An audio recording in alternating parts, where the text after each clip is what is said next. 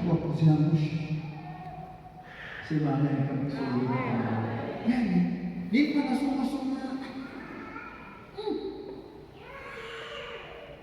unafikiri ni nyepesi?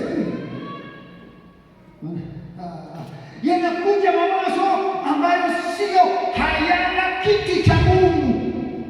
Unashangaa unakwenda nayo, unaendelea kuwa mbali na Mungu na uzima wa Mungu, unaendelea kwenda mbali. Nimeambiwa nikwambie, ni vita ya wewe mwenyewe, lakini lazima upambane nayo. Kuikabalia jina la Bwana libarikiwe. Nisikubalie kila kitu ambacho akili yangu inaenda nacho. Lazima nilinganishe hii na Mungu, na neno la Mungu, na maagizo ya Mungu. Kama sivyo kuangusha